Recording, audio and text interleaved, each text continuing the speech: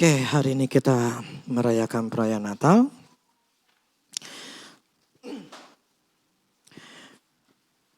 Oke, kita akan baca lagi cerita mengenai Natal. Matius 2. Matius 2 ayat 1 sampai 12. Matius 2.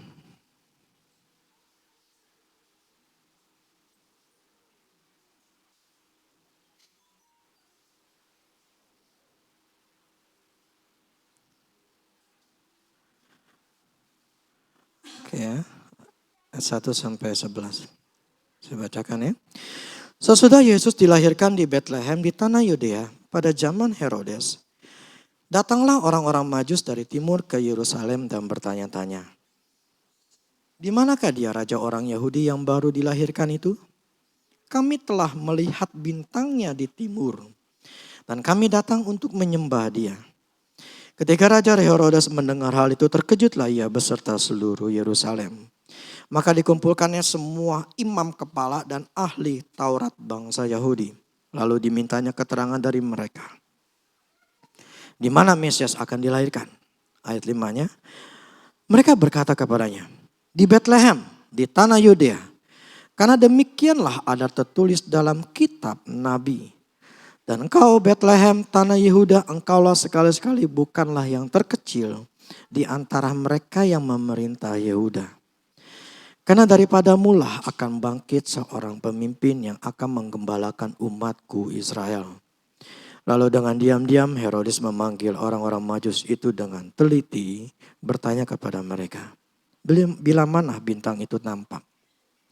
Kemudian ia menyuruh mereka ke Bethlehem, katanya, pergilah dan selidikilah dengan seksama hal-hal yang mengenai anak itu. Dan segera sesudah kamu menemukan dia, kabarkanlah kepadaku supaya aku pun datang menyembah dia.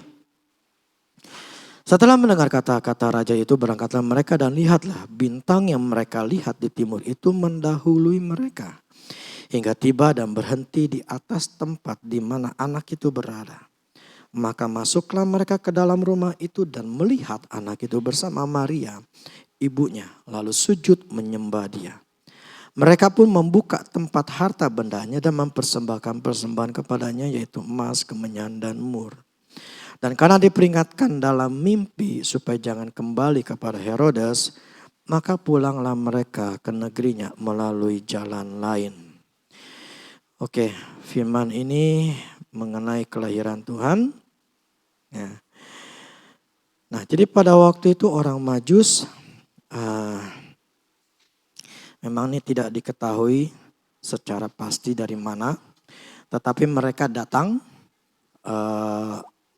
karena ada satu bintang yang mereka lihat, itu bintang yang di timur, itu begitu bersinar seolah-olah menuntun mereka, memimpin mereka tuh sampai ke Bethlehem gitu loh, ke Yerusalem. Nah, cuman memang waktu di Yerusalem mereka masih jadi bertanya, karena itu negara orang, jadi mereka bertanya ini ada di mana gitu loh. Nah, kira dikatakan itu ada di Bethlehem. Nah, jadi waktu itu akhirnya bintang itu di sini katakan bahwa mendahului mereka. Jadi seolah tuh bintang itu bergerak gitu loh. Bergerak dari timur itu. Kalau di sini saya baca artikel itu Bethlehem itu selatan daripada Yerusalem. Jadi itu bergerak. Yerusalem ke Bethlehem itu jauh sekali kalau lihat di petanya ya. Jadi bintang itu menuntun, memberikan petunjuk kepada Majus itu pas tepat di Bethlehem itu ada sebuah rumah. Disitulah bintang itu menyinari gitu loh. Bintang itu menyinari lokasi itu gitu, rumah itu. Nah, itu sesuatu yang memang kelihatannya mustahil, tetapi ya bagi Tuhan tidak ada yang mustahil gitu. Bintang tuh sebetulnya kan tinggi banget, ya kan. Bintang itu ya kita nggak bisa ngelihat secara kasat mata. Maksudnya besarnya atau gimana ya. Cuman hanya terang itu ternyata tuh bisa sampai nembus ke bumi. Jadi yang di langit itu terang itu sampai nembus ke bumi, sampai menyinari rumah itu. Itu kan berarti itu sesuatu yang luar biasa. Tuhan lakukan gitu pada waktu itu. Nah, itulah kadang dibilang bintang Bethlehem gitu. Nah, Jadi bintang itu menyinari rumah di mana Kristus itu berada. Nah, kelahiran Tuhan itu dimulai dengan bintang. Sebelumnya ketika kepada gembala-gembala, langit terbuka, ada malaikat bernyanyi. Kemudian malaikat itu mengatakan kepada si gembala, mereka kira dikasih tahu ini akan ada lahir seorang bayi. Nah, mereka datang ke tempat itu. Jadi sukacita yang ada pada waktu itu terjadi dan plus dengan terangnya. Jadi terangnya Tuhan itu dimulai pada waktu kelahiran. Nah, maksudnya apa sih? Apa sih tujuan daripada bintang Bethlehem itu?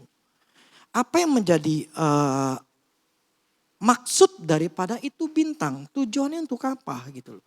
Tujuan bintang itu bisa ada itu untuk apa gitu loh. Ya pasti segala sesuatu punya maknanya gitu, punya maksudnya. Ya kepada gembala itu menyatakan sukacita gitu loh. Sehingga sebetulnya pada waktu hari Natal pun kita ada sebuah sukacita sebetulnya, sebuah kegembiraan tersendiri gitu loh. Sebetulnya bagi kita orang Kristen ketika kita mulai merayakan atau mulai di bulan Desember gitu loh. Dan di banyak orang-orang yang negara lain pun juga sama.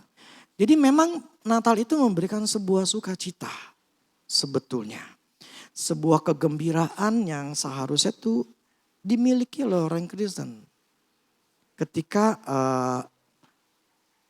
Natal itu tiba. Nah, saya tidak tahu yang lain tetapi kalau saya merasakan ada sesuatu yang memang jadi ada satu kegembiraan tersendiri, ada sukacita tersendiri. Nah itu salah satunya. Cuman saya akan bicarakan bukan yang itu, saya bicara masalah terang. Jadi kelahiran Tuhan itu dimulai dengan bintang atau terang. Ya. Kenapa dimulai dengan cahaya terang itu? Ya kan? Kenapa dimulai dengan cahaya yang terang yang menyinari? Nah, sebelumnya saya kasih tahu begini. Terang itu kalau dalam bahasa Indonesianya, kamus bahasa Indonesia itu artinya dalam keadaan yang dapat dilihat dengan jelas, dengan nyata, dengan bersih, pokoknya dengan jelas. Jadi artinya tuh keadaan yang dapat bisa dilihat. Itu arti kata daripada terang. Jadi ketika Tuhan datang dengan terangnya, itu menyatakan bahwa terangnya itu menyatakan segala sesuatu itu dengan jelas. Jadi ada maksud terang yang Tuhan ingin katakan kepada manusia. Maksudnya apa tujuan itu? Artinya tujuan Tuhan datang ke dunia adalah untuk menerangi manusia. Tujuan datang ke dunia supaya manusia itu sebetulnya dikuasai di dalam kegelapan. Manusia dikuasai oleh kegelapan atau dikuasai oleh setan. Dunia ini dikuasai oleh setan. Kegelapan dikuasai oleh setan. Jadi orang-orang itu tidak mengerti jalan hidupnya setelah mati seperti apa. Mereka tidak mengerti. Dan segala sesuatu dalam hidup mereka pun mereka tidak bisa punya kepastian. Gini saudara. Kalau kita ngerti nih. Saya sekitar kemarin atau lusa ya. Karena saya tinggal di perumahan sekarang itu yang enak gitu ya. Dalam arti saya bisa jalan-jalan. Saya bisa nikmati gitu ya. Jadi pada waktu saya pagi itu sering kali saya jalan kaki gitu loh. Jadi ngiterin komplek aja. Nah sambil ketika saya ngiterin itu di situ juga saya sambil bersyukur sama Tuhan, memuji Tuhan, mengucap syukur. Dan juga saya juga ketika saya dalam keadaan tidak enak, saya pun juga saya jalan untuk bisa menikmati, menenangkan pikiran saya, menenangkan hati saya.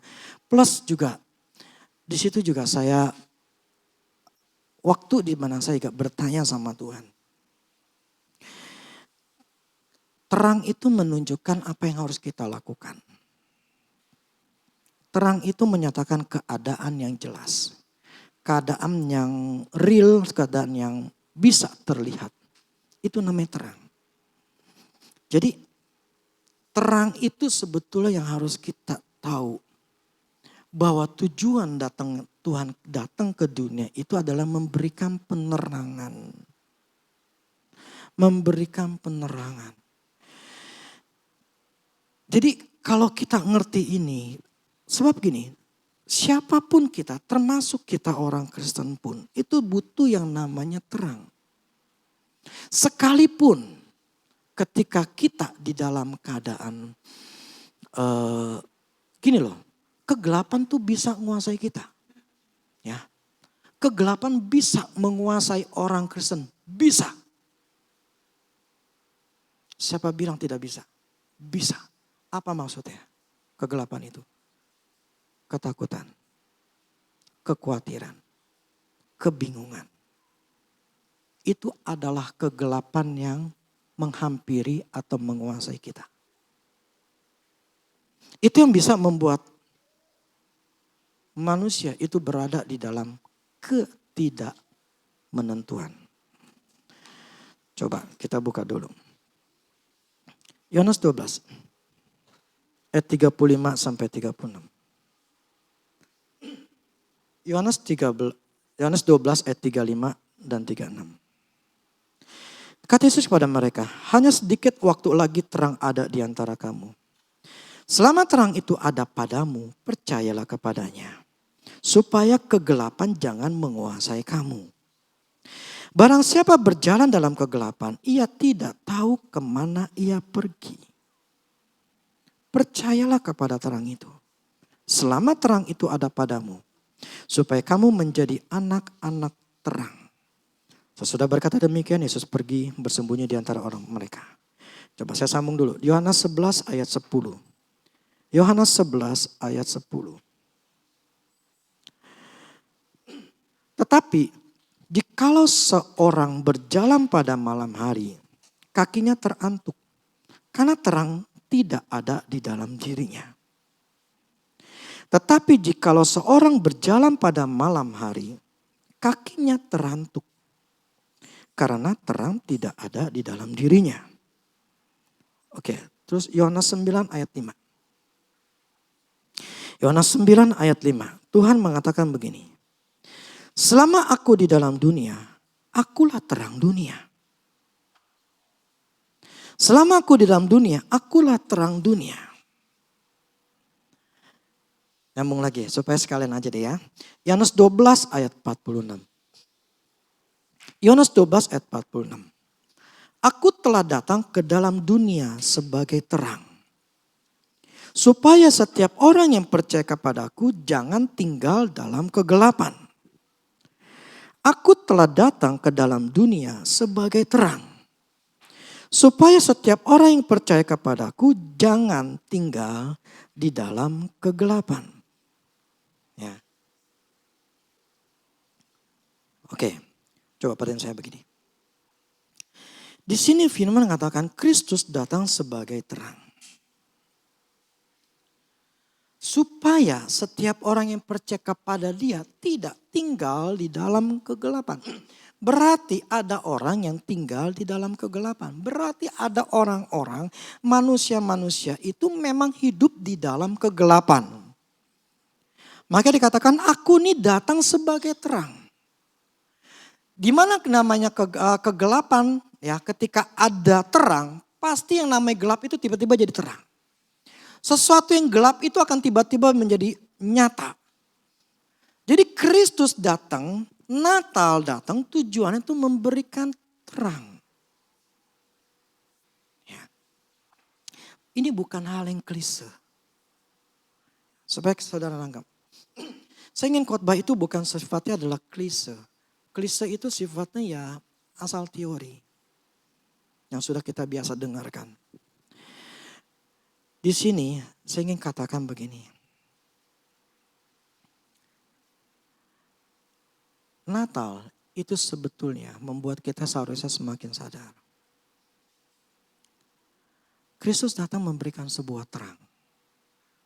Terang itu buat kita yang masih hidup di dalam kegelapan.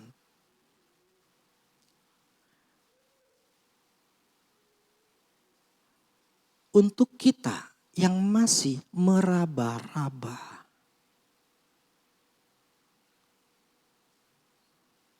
Meraba-raba hidupnya seperti apa. Meraba-raba, namanya kegelapan. Yang namanya kegelapan, sifatnya itu tidak jelas.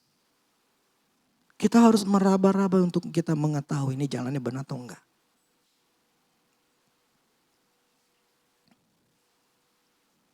Itu sifat daripada kegelapan. Tapi kita katakan dia datang untuk memberikan terang. Dan dikatakan percayalah kepadanya supaya kegelapan jangan menguasai. Jadi orang yang masih meraba-raba berarti masih dikuasai kegelapan. Ini fakta. Entah masalah kerjaan, entah masalah jodoh, entah masalah apapun dalam hidup ini. Semuanya masih meraba-raba, masih tidak jelas. Itu berarti kita ada hidup di dalam kegelapan. Suka atau tidak suka, itulah hidup orang Kristen.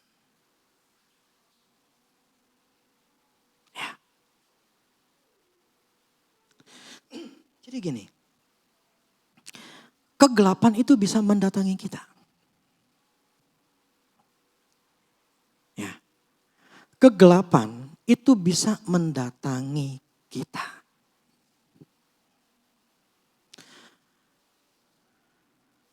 Seperti yang corona, seperti virus COVID ini.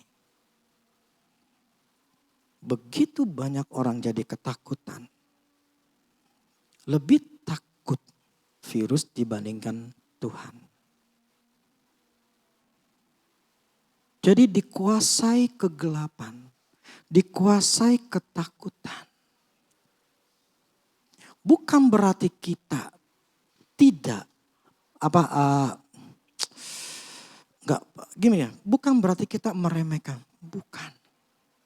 Tetapi yang saya maksud adalah ketika seseorang hidup di dalam ketakutan dan dia lebih takut daripada itu virus dibandingkan Tuhan. Dia bisa meninggalkan Tuhan hanya gara-gara virus. Dia bisa tidak melakukan sesuatu, dia benar-benar total begitu luar biasanya takutnya.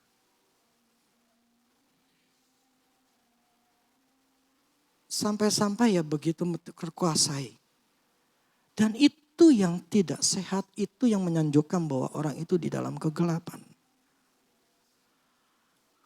Saya akui, iman seseorang itu masing-masing orang berbeda. Tidak semua orang itu mempunyai cara berpikir yang percaya sama Tuhan. Tidak semua orang Kristen. Ketika ada dalam masalah, ketika dalam situasi kondisi, itulah menunjukkan siapakah orang itu. Yang saya inginkan begini, itulah kegelapan yang bisa menguasai kita. Kebingungan, ketakutan, kekhawatiran itu pun juga menguasai diri kita. Ketika kita jadi dalam keadaan stres, ke dalam keadaan bingung, ke dalam keadaan gak tahu apa yang harus dilakukan, kita jadi tertekan, itu menunjukkan kegelapan sedang menghampiri kita. Itu yang membuat hati kita jadi tidak percaya. Itu membuat hati kita menjadi tertekan. Suka atau tidak suka, betul atau tidak?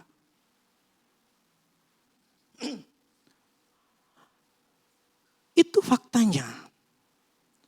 Ketika kegelapan menyerang menguasai kita. Apapun dalam hidup ini. Itu yang namanya kegelapan pasti akan mencoba menyerang. Semakin kita nggak mengerti dan kita membiarkan itu tetap masuk. Apalagi menambahkan yang namanya, contoh yang takut dengan COVID. Dengan menambahkan dengan info-info yang begitu menakutkan, begitu banyak mati ini gara-gara ini segala macam. Akan membuat semakin terkuasai oleh roh ketakutan. Kalau yang masalah ekonomi, dengar ekonomi begini atau begitu, itu akan semakin dikuasai roh kekhawatiran. Nah itulah orang itu akan menjadi hatinya bukan terang tetapi hitam. Semakin dia membiarkan itu semua terjadi, semakin hatinya akan menjadi hitam. Semakin tidak percaya. Semakin tidak percaya sama Tuhan. Kita manusia, kita pasti mengalami namanya masalah. Saya pun mengalami. Tapi saya berusaha untuk tidak membiarkan ini semua semakin berlarut-larut. Yang namanya kegelapan itu pasti mencobai saya. Yang namanya kegelapan akan mencobai saya untuk menguasai diri saya sehingga saya semakin lama semakin tertekan. Tadi saya katakan, saya berjalan di sana sambil saya berusaha untuk bisa mengucap syukur sama Tuhan. Saya harus membuang segala kegelapan yang mencobai saya. Sampai akhirnya saya bertanya sama Tuhan dan akhirnya saya mendapatkan jawaban. Jadi Tuhan sendiri mengatakan, percayalah kepadanya, maksudnya kepada terang itu. Supaya kegelapan jangan menguasai kamu. Barang siapa berjalan dalam kegelapan, ia tidak tahu kemana ia pergi. Percayalah kepada terang itu, selama terang itu ada padamu. Percayalah kepada terang itu. Supaya kegelapan itu tidak menguasai kamu. Kegelapan pasti akan mencobai kita. Itu pasti. Enggak mungkin enggak. Tapi bagaimana kegelapan itu bisa tersingkir, bisa keluar. Karena kita mempercayai terang itu.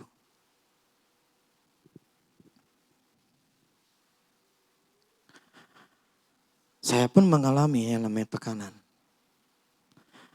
Tetapi saya harus bisa keluar. Saya harus percaya kepada terang itu, yaitu pada Tuhan.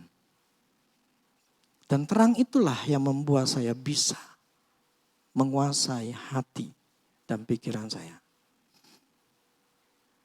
Kalau hidup kita tanpa ada terang,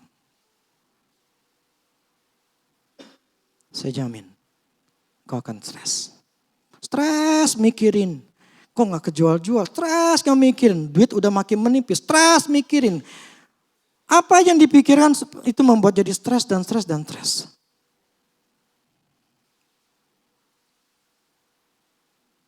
Nah itu yang menyebabkan seseorang ya jadi hidupnya tidak akan berubah. Karena yang mengandalkan dirinya sendiri. Dan tidak tahu apa itu yang namanya terang. Sehingga kalau ditanya stres, tanya stres, tanya takut, enggak berubah-berubah. Selalu takut, stres, takut, khawatir. Begitu terus gitu loh. Itu namanya dikuasai oleh kegelapan. Tuhan datang memberikan terang. Dan terang itu sudah diberikan di dalam diri kita yaitu Roh Kudus.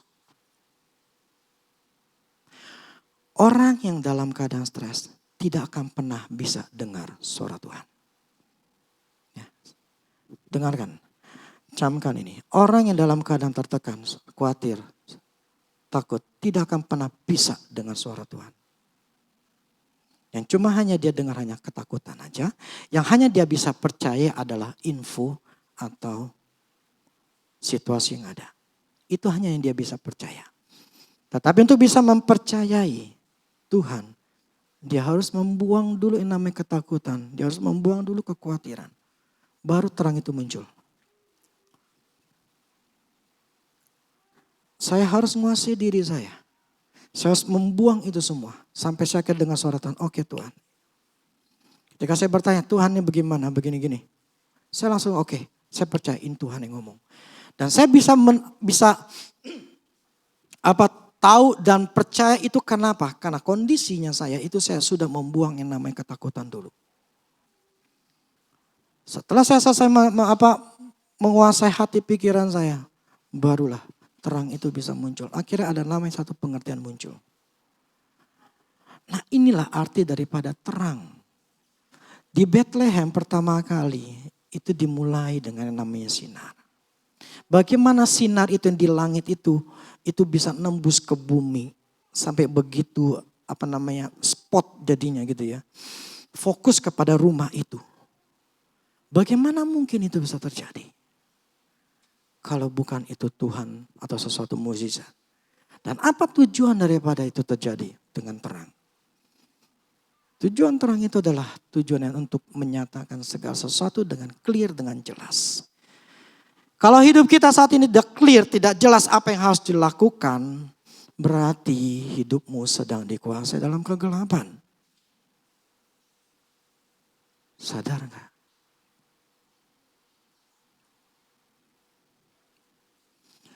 Sadar gak kalau kita di dalam kegelapan?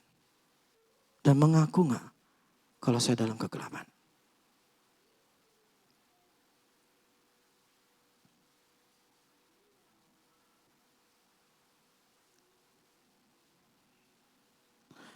Ini fakta. Itulah kenapa kita butuh Tuhan. Itulah kenapa kita butuh namanya terang. Itulah kita butuh namanya jalan kita itu dituntun. Kebanyakan kita itu ngikutin emosi. Emosi lagi enak, kita percaya. Tapi kalau lagi tidak enak, kita nggak percaya. Jadi hidupnya tergantung emosi, bukan tergantung firman. Nah itu yang susah. Kristen yoyo. Oke, apa ya? Guidance itu petunjuk. Semakin terang ruangan, semakin jelas semuanya. Betul gak? Ya kan? Muka sekalipun pakai make up sekalipun akan terlihat. Jeleknya juga. Atau yang masalahnya. Semua akan terlihat. Jadi semakin terang itu menguasai diri kita. Semakin terang itu menguasai diri kita. Semakin jelaslah hidup kita. Amin. Semakin kita tidak mengerti jalan hidup kita, berarti kita semakin dikuasai oleh kegelapan.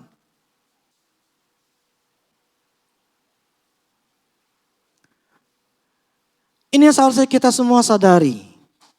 Dan belajarlah mencari terang itu. Supaya terang itu menguasai diri kita. Semakin terang itu menguasai diri kita, semakin jelas. Kamu harus ke sini, kamu akan lakukan ini, kamu itu. Memang itu tidak mudah.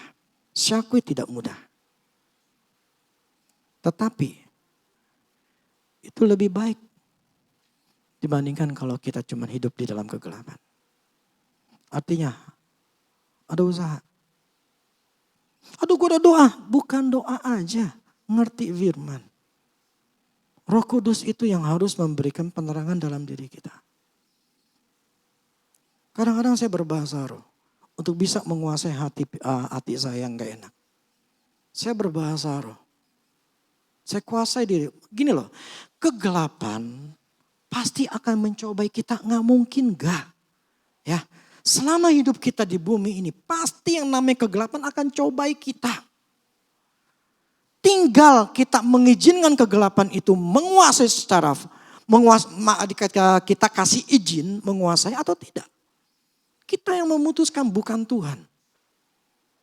Dan itu harus ada fight.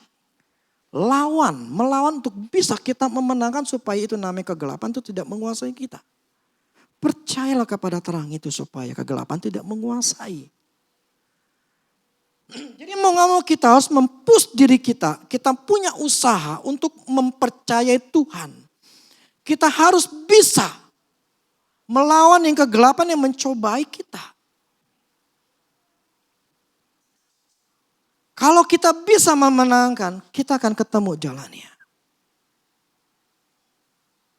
Ketemu jalannya.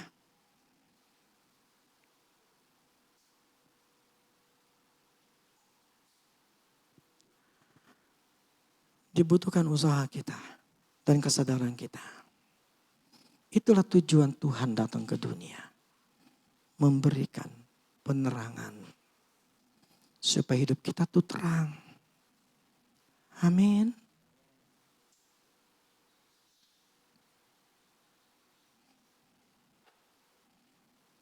Kalau kalian pernah naik jalan gitu ya. Dalam kegelapan. Ya kalau di dalam jalan biasa di kota masih mending ya. Tapi saya pernah berjalan malam-malam sama teman saya berdua. Itu naik gunung. Di dalam gunung itu yang saya tuh cuma hanya berdua doang. Itu memang resikonya tinggi sekali. Waktu itu yang namanya masih muda nggak pakai otak ya. Maksudnya jalan-jalan aja gitu. Dan itu memang saya tidak tahu apakah itu ada namanya binatang buas yang ada gitu kan. Ada ular, ada segala macam.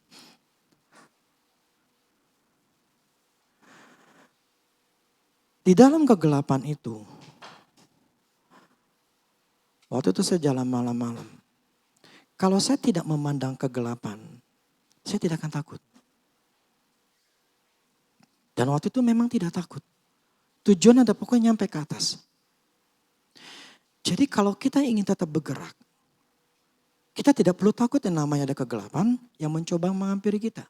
Yang mencoba menghalangi kita, mencobai setiap pekerjaan kita atau apapun juga yang membuat kita jadi takut, menjadi stres. Itu kita harus terabas. Dengan satu tujuan gue harus nyampe.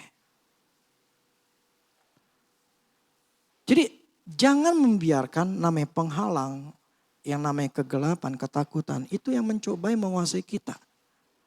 Jangan berikan itu akses untuk dia masuk. Kita harus lawan. Ya, tidak bisa didiamkan. Kita tidak bisa membiarkan yang namanya serangan setan itu. Enggak bisa. Semakin kita diam, semakin lemah. Itu aja. Tapi ketika semakin kita mempercayai, kita lawan itu semua, semakin kita akan menang. Jadi apapun yang ada sekarang ini, baik di dalam masalah kita dalam virus COVID, dalam kerjaan, jangan pernah mau dikuasai oleh ketakutan, kekhawatiran, dan lain-lain sebagainya. Saya tidak mau hidup di dalam itu. Saya tidak mau hidup dalam ketakutan. Enggak enak. Tetapi saya akui memang akan ngalamin. Saya pun ngalamin. Tetapi saya tidak mau itu menjadi terkuasai saya. Menguasai saya sampai berminggu-minggu, berbulan-bulan. Saya nggak mau itu. Saya fight dan saya kira saya menang. Jadi, coba ayat 1 firman lagi. Matius 5 ayat 14 sampai 16. Matius 5 ayat 14 sampai 16.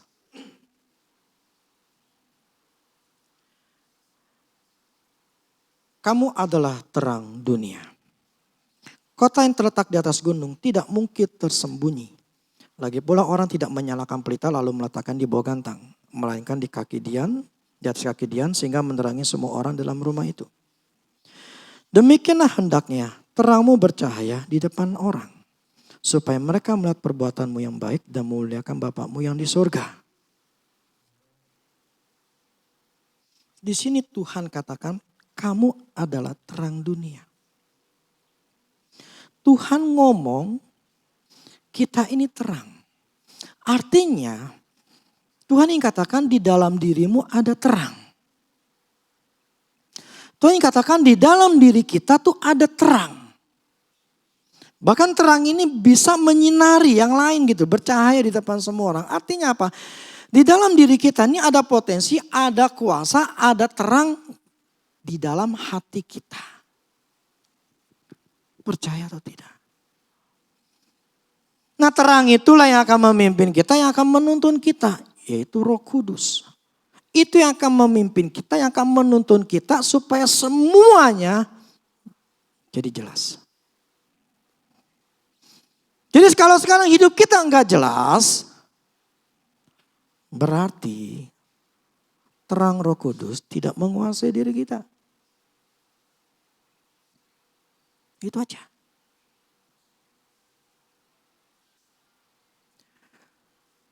Dan itu fakta.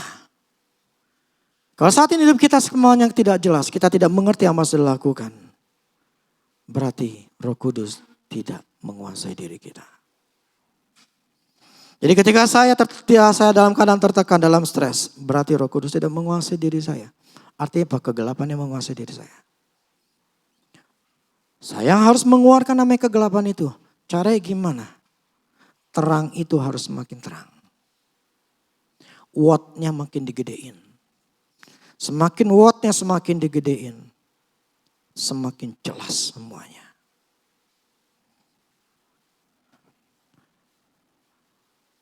Seperti lampu ini. Tadi cuma 878 watt.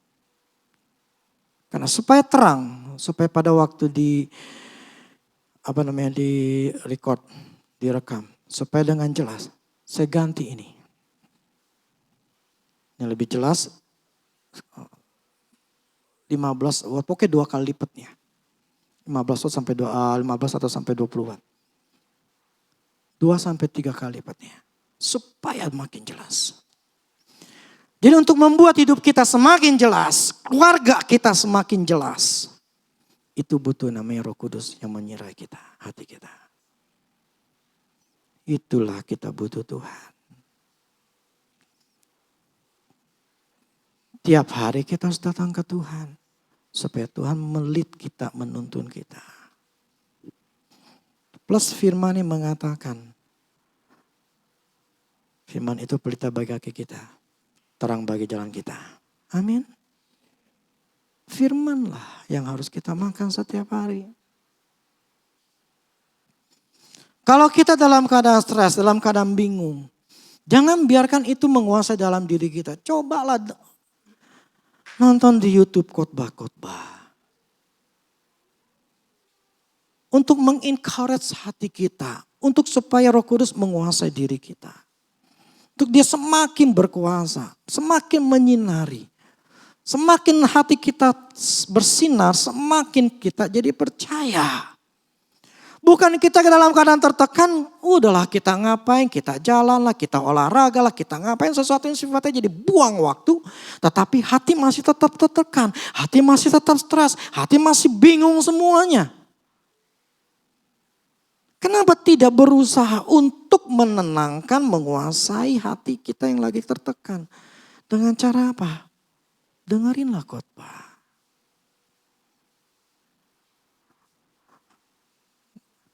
Waktu online aja udah malas dengerin, nonton aja kagak. Apalagi nonton lagi setelahnya. Jam 10:30 aja enggak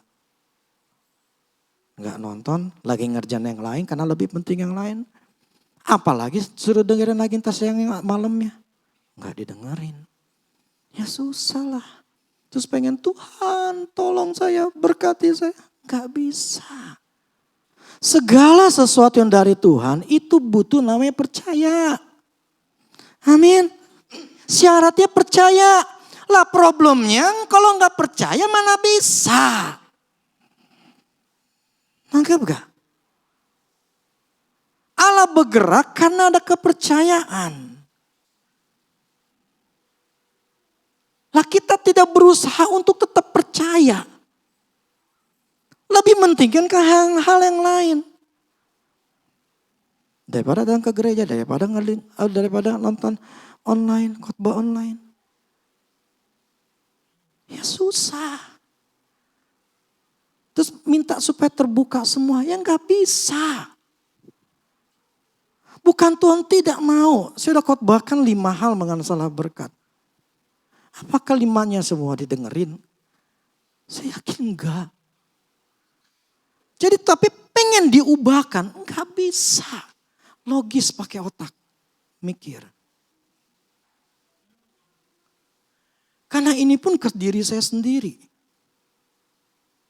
Karena ini tetap ke diri saya sendiri.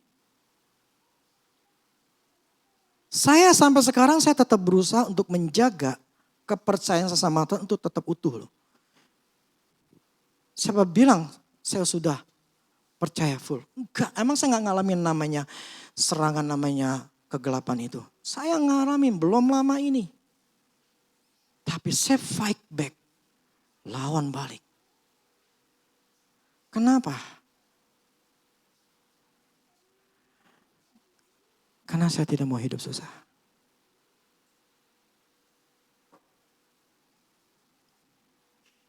Hidup bahagia cuma hanya dalam Tuhan. Ini bukan masalah uang ya. Semua hal. Karena saya tahu jawabannya ada di Tuhan. Tuhanlah yang membukakan semua kalau saya percaya. Syaratnya percaya. Tanpa kepercayaan kita tidak akan pernah bisa dapat apapun dari Tuhan. Ingat itu. Ya, tanpa percaya kau tidak akan dapat apapun dari Tuhan. Karena pintunya adalah percaya. Karena kamu percaya kamu diselamatkan, karena kamu percaya kamu disembuhkan. Like or not, itu dia. Tapi kenapa sulit sekali untuk membuat orang Kristen untuk cari Tuhan? Karena dia berpikir, yang namanya gereja, firman, itu tidak berhubungan dengan kehidupan sehari-hari, dengan uang. Itu gak ada hubungannya. Ya, itu keputusan manusia itu. Tapi bagi saya itu sangat berhubungan. Saya khotbah semuanya berdasarkan firman Tuhan, tetapi itu berhubungan dengan kehidupan sehari-hari. Tanpa firman, tidak akan pernah kita kuat. Tidak akan pernah kuat. Karena kegelapan pasti akan mendatangkan kita. Pasti.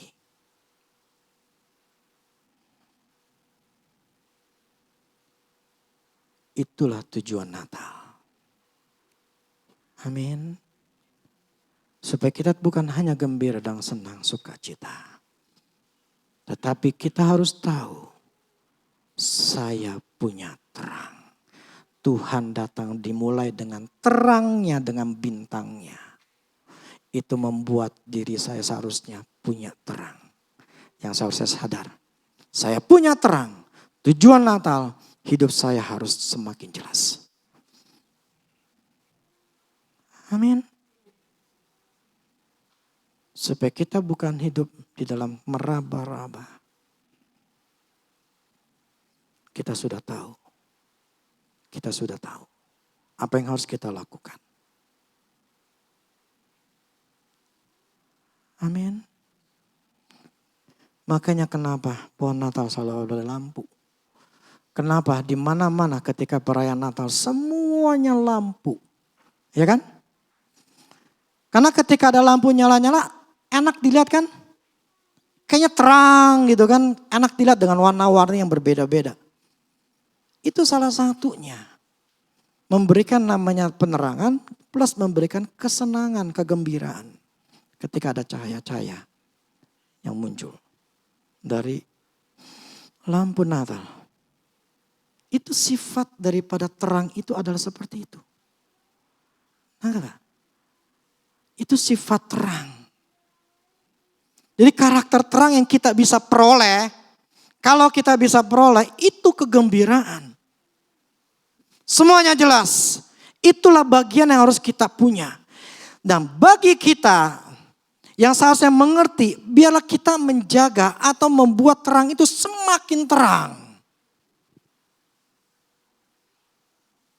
Semakin terang.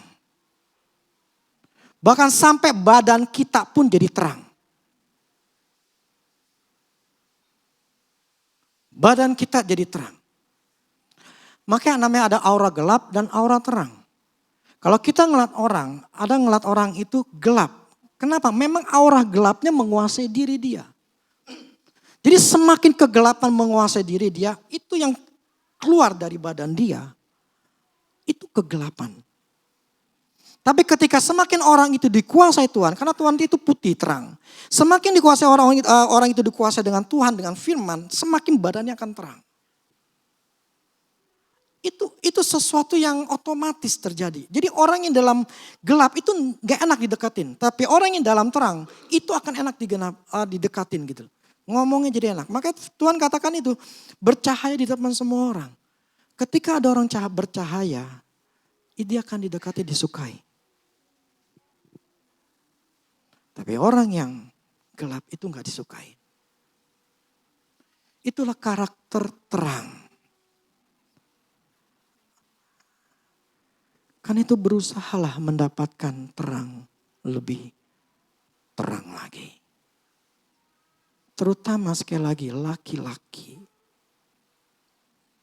Pimpin keluargamu untuk hidup di dalam terang. Bukan hidup di dalam ketakutan. Bukan hidup di dalam kegelapan. Membiarkan kegelapan menguasai keluargamu. Membiarkan ketakutan menguasai keluargamu. Membiarkan segala hal-hal yang dari jahat itu menguasai keluargamu.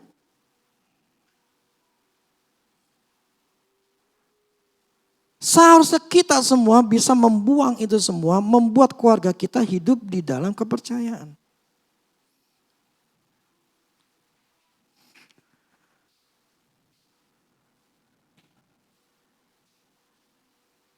Karakter seorang laki-laki harus seperti itu. Membawa itu semuanya kepada hal yang baik. Kepada terang. Jadi kalau ada sesuatu yang gak bagus.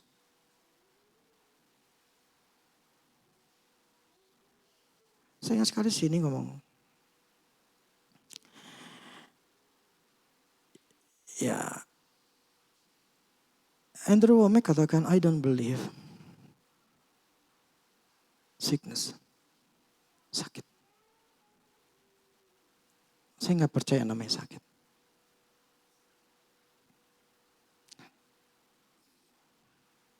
Apakah dia gak ngalami kesakitan atau sakit? Pernah. But I don't believe it. Dia fight. Dan dia katakan selama 40 tahun lebih.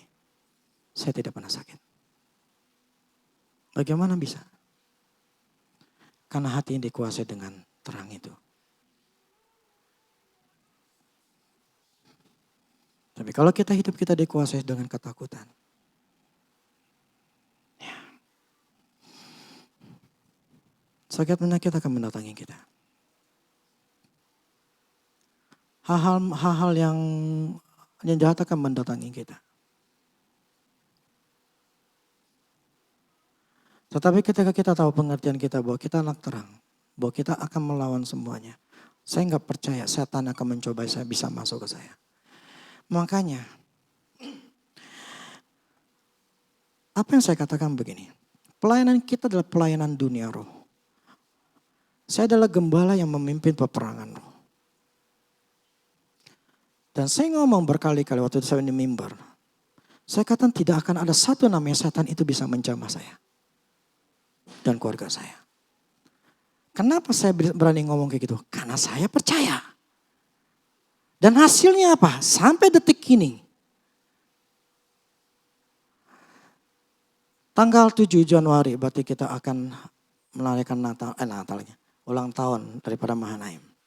2003 sampai 2021 itu berarti berapa tahun? 18 tahun. Dan saya tidak pernah diserang. 2003, 18 tahun. Dan saya tidak pernah sekalipun setan mendatangi saya, kemudian dia melukai saya. Karena memang saya percaya sama Tuhan, Tuhan akan protek saya. Pelayanan ini bukan maunya saya. Tuhan menghargai apa yang saya katakan. Karena saya percaya.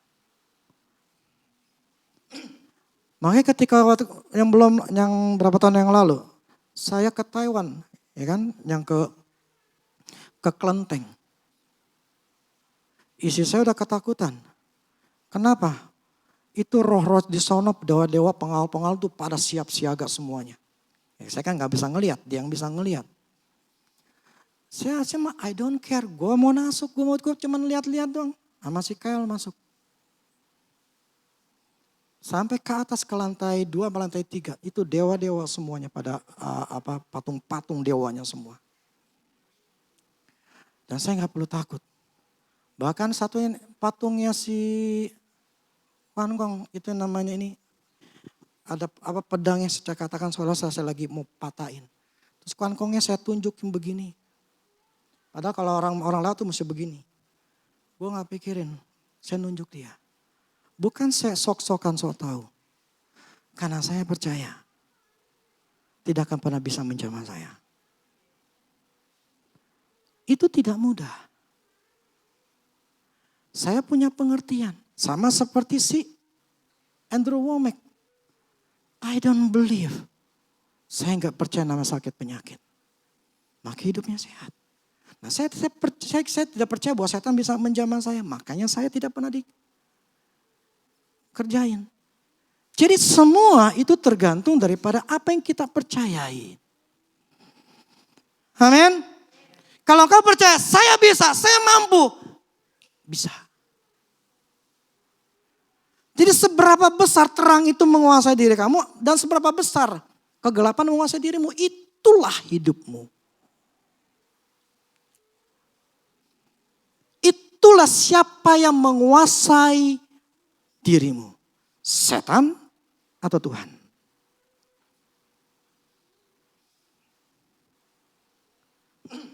Sebetulnya waktu saya ngomong sama si Kyle atau anak saya bilang pengen buka kebaktian. Si Kyle ngomel-ngomel, papi jangan mau ngapain ntar bermasalah atau begini-begini. Saya diemin aja. Saya tidak dituntun oleh anak saya. Saya dituntun oleh Tuhan. Oke, saya ngomong sekali lagi. Alasan kenapa saya membuka gereja kebaktian. Cuma Tuhan ngomong itu saya lagi jalan-jalan gitu. Kan saya sering pagi-pagi saya jalan di komplek. Tuhan nih gimana kebaktian nih gimana. Cuma Tuhan ngomong sama saya begini doang.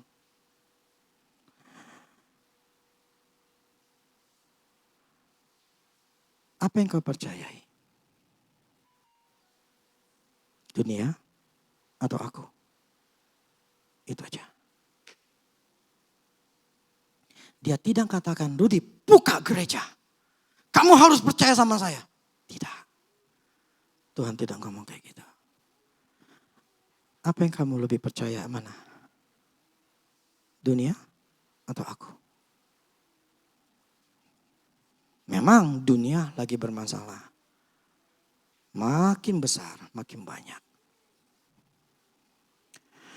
Tetapi satu hal yang saya tidak meremehkan. Tapi satu hal yang saya tetap percaya bahwa proteksi Tuhan tetap ada. Saya tidak mau mengiyakan yang si Kyle. Tujuannya untuk mengajarkan dia.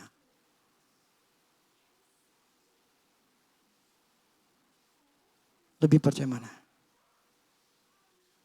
Ketakutan atau Tuhan? Saya pernah sakit COVID, saya kena.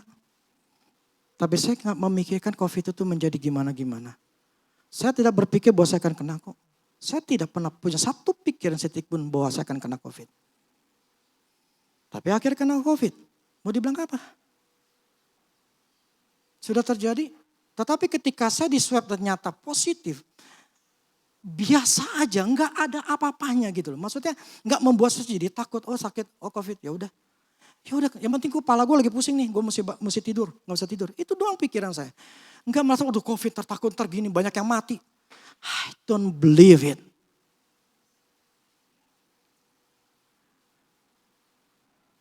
Saya percaya sama Tuhan. Dibandingin apa kata dunia. Saya bukan sok tahu ya. Kalian gak datang pun tidak masalah. Tidak masalah. Tuhan pun tidak akan marah, tidak akan ngomel. Enggak akan. Karena itu keputusan masing-masing. Kalau merasa aduh takut, ya sudah gak apa-apa. Cuma kalau di saya harus ngajarin anak saya seperti ini. Nah, kalian kita masing-masing, saya katakan saya sebagai leader di rumah. Saya harus membawa, karena anak saya itu laki-laki semua.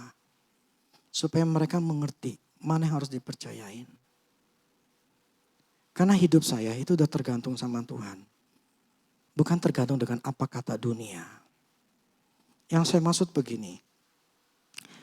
Kita tuh masing-masing punya pola pikir yang berbeda. Tidak bisa disamakan.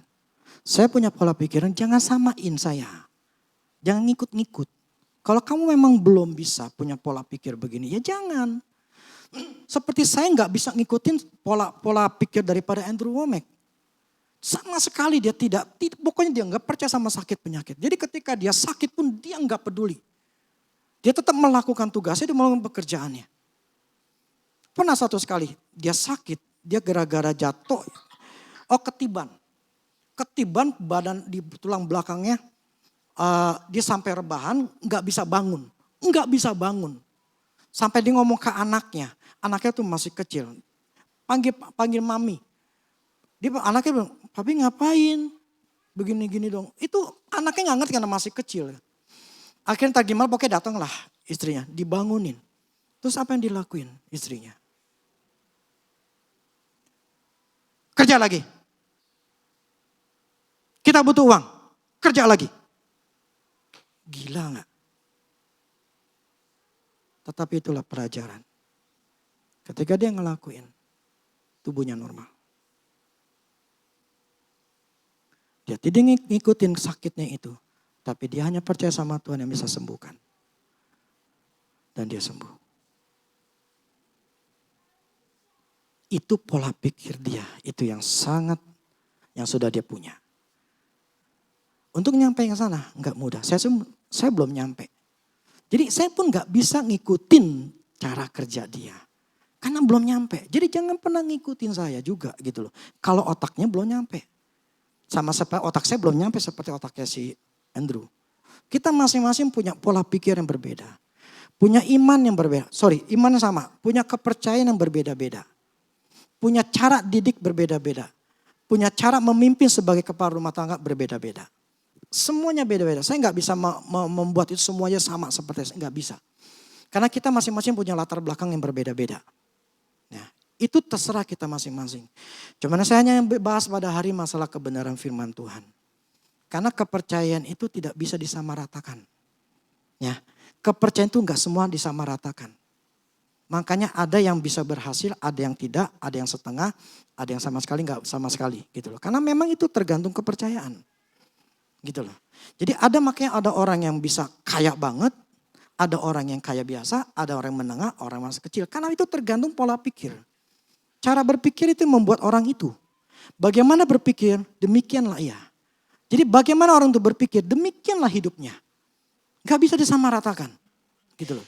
Jadi saya hanya berkhotbah, ini loh firman Tuhan, sebetulnya standar firman Tuhan seperti ini. Standarnya. Nah kalau kalian cuma hanya nyampe 50% dari standar, ya gak masalah gitu loh. Tuhan gak akan marah, Tuhan gak akan menghentikan berkata, enggak. Itu hidup kita masing-masing. Kalau ingin masih dikuasai sama kegelapan dan tidak mau fight back, mau lawan, itu keputusanmu ya silakan gitu loh. Semua firman Tuhan atau kebenaran itu sifatnya adalah seperti mengimbau. Seperti Tuhan mengatakan kepada Israel, pilih ini berkat, ini kutuk. Pilih yang kau mau mana. Tapi Tuhan katakan gini, pilihlah berkat. Karena lebih bagus, lebih enak. Demikianlah firman Tuhan. Hari ini saya ingin mengajarkan masalah terang. Terang itu sudah ada dalam diri kita.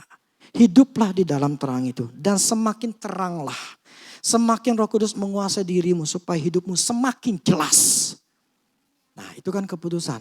Saya cuma hanya memberikan sebuah himbauan. Tapi kita masing-masing yang memutuskannya. Jadi biar Natal, pohon Natal, atau ada yang namanya lampu dengan bintang-bintang ini tujuannya tuh tahu. Ya, tujuannya adalah Tuhan datang dengan terang. Terang itu artinya adalah keadaan yang sangat jelas. Yang nyata, yang bersih itu namanya terang. Yang arti kata terang. Jadi Natal bukan cuma hanya sukacita, tetapi Tuhan memberikan terang. Amin. Bila terangnya itu menyinari hati kita, semakin terang, dan semakin terang. Amin. Jadi jangan mau dikuasai oleh kegelapan. Fight. Waduh. Lawan. Amin. Jadi warrior. Jadilah pejuang. Jangan pernah mau menyerah. Kalau ada tekanan, cari Tuhan. Bahasa roh. Fight. Sampai ketemu jawaban Tuhan. Saya makan berhari-hari. Ya, saya makan berhari-hari. Sampai saya bisa kuasai diri saya, baru Tuhan bisa ngomong. Selama saya tidak bisa menguasai diri saya, Tuhan tidak akan pernah bisa ngomong. Amin.